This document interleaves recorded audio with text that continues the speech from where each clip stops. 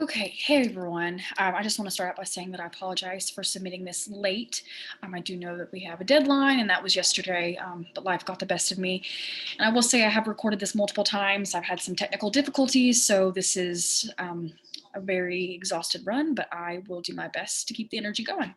So, for my case presentation, I'm going to start by saying this client that I'm presenting to you guys is the only client that I've had one-on-one direct work with where it's just been me and not with my supervisor as well.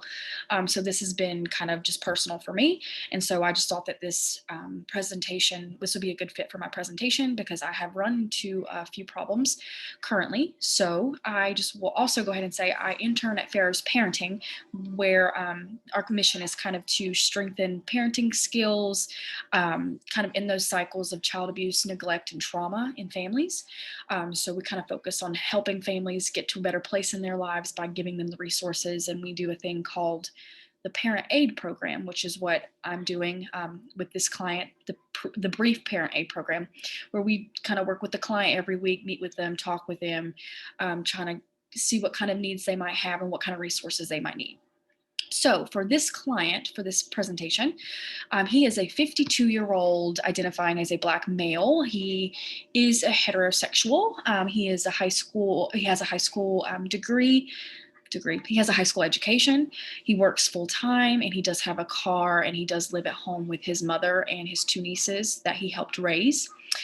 The baby, kind of in the situation currently, baby Turner, she is 4 months old. She does have a relationship with her mother, but it's very minimal. And she does go to daycare 5 days a week, and she attends regular checkup appointments, doctor's appointments, and she is a very healthy baby. The father and the mother relationship, they are no longer in a relationship. The mother is actually in a relationship with a woman now. And the father still wants to keep in contact with the mother. They are having unsupervised visits, which we're not quite sure if that's appropriate yet for this case, but they do interact and they do have some sort of a relationship. Now, this client, he did just get out of prison a couple years ago, so he's really trying to turn his life around for himself and for his now presumed daughter. And so he recently got full custody of this child about 4 months ago when she was born. And I will get into the key findings and presenting problem for this client. So the mother, she does have a drug abuse problem. She uses drugs. She has had 5 pregnancies in the past. Each one of them, she has done drugs, and the babies have been born positive for different types of drugs, including this one. Um, she does have prior abuse and neglect with other children, DSS involvement, open cases. She just has a lot going on right now. The presumed father, at the time, they were in a relationship, but quickly found out that he is not the biological father, which is the main problem currently. And he is not aware of this yet, which we're not quite sure why that's happening either. But he does have full custody. He signed the papers and he is not the biological father. He also has never had any prior children, and he has no desire to change anything in his life currently. He thinks everything is perfect and doesn't need to change. So the client view of the problem, like I just stated, his view is there are no need for changes. He has an unhealthy attachment to the mother currently, thinking that they're going to end up getting back together, they're going to work things out so they can have a happy family, which is not the case. And we're quickly finding out that we seem to think the mother is using the client, and in different aspects. And he does seem to also have an unhealthy viewpoint with spanking.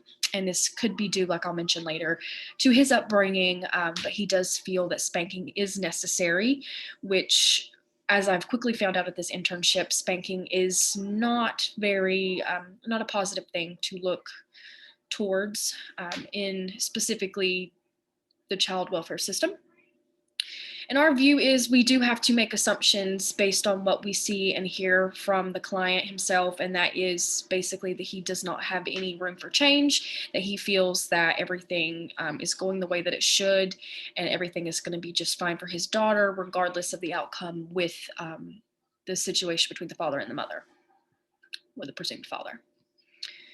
So background and precipitating factors, the client does have very many strengths. He is very like goal oriented, even though he does not have any goals for any bigger changes. He does want to start up his small business that he had going before he went to prison.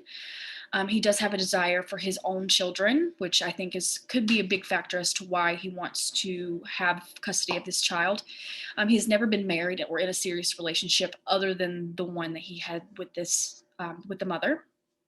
He does have strong family values. He has a big family, which we've been made aware of. He brought up his two nieces. He's just been around a lot of family, and they all live in one home together. And he does have some really big value and belief in Christianity. He has expressed many times that that is the one thing that keeps him going through the day. It's kind of his self-care as well. And so for the stakeholder strengths, as for the agency, we're just going to focus on trying to bring this client up and get him to a point where he does feel like he can make the changes necessary needed for him and his daughter so she can have a loving and healthy upbringing. So we are trying to focus on those for him so we can be a really good resource for him and help him get to the place where he needs to be. We also just view the problem as the unhealthy attachment with the mother and that might be the biggest barrier getting in his way right now, other than the fact that we're not sure if he is aware of not being the biological father, which we have addressed with his social worker with DSS, and we're still waiting to hear back.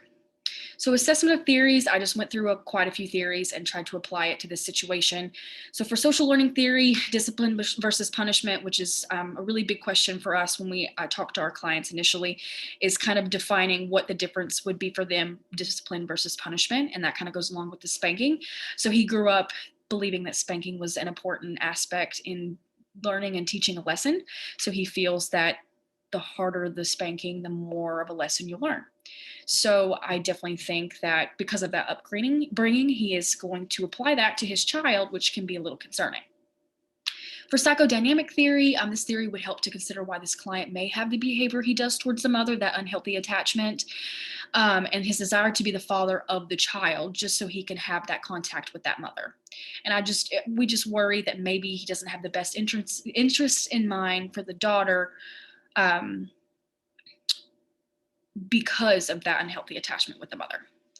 Systems theory would help consider how the different systems that are part of his everyday routine, so like him going to work, taking the child to daycare, the doctor's appointments, the DSS, everything in between, kind of affecting his relationship with the mother and individually with the child as well, and how that comes into play. Transpersonal theory, this correlates with the client's passion for religion, Christianity, and his belief in a higher power by understanding how this may affect his decisions moving forward as a father. So this is going to definitely affect the way he brings up his daughter, because he wants her to be active in the future, obviously when she's older, to have that, faith-based value belief. And so for practice models, we have used narrative therapy with him just to kind of get an idea of what his viewpoint is of the pregnancy, because he says it was a great pregnancy, but she was doing drugs and the baby was born positive for drugs. So we just kind of want to see his side of things, what his thoughts are, the relationship with the mother, and his thoughts with like the relationship he has with his presumed daughter. So for the plan, we have done quite a few things. Like I said, I feel like I keep hitting a brick wall with him. We have given him homework assignments to work on between each session. We meet once a week to kind of talk on the phone, but we did schedule a follow-up home visit for the upcoming session. And this is because we did have a phone call with him a few weeks ago. He puts on this persona that everything is fine and he does have good intentions, but as soon as he thought we were off the phone, he was a completely different demeanor. He starts yelling over the phone, the daughter's crying in the background. Something's definitely going on and not exactly right, and kind of raised some red flags for us. So we're doing a home visit to kind of see his dynamic with his daughter and kind of feel things out. We do tailored session discussions to stimulate critical thinking for him, to kind of get him to thinking, to motivate him for change, to kind of think like maybe he does have some unhealthy things going on. unhealthy parenting and everything, since he is basically a new father in this sense. And we have assisted in finding outside resources to help with his schedule. He did have an issue with getting daycare tailored around his work schedule so he could get her to daycare on time and get to work. But the future plan, hopefully, is that we are going to continue to figure out ways to kind of motivate that change, to motivate that thinking. And I've really had to reach out to my supervisor to help me with this. But hopefully, in the plan in the future would be to apply more critical thinking into the sessions in some form. So the reason for this presentation, like I said, this is the first client that I have had one-on-one. Oh, excuse me, guys. Let me get back over here. This is the first client I have worked with one-on-one.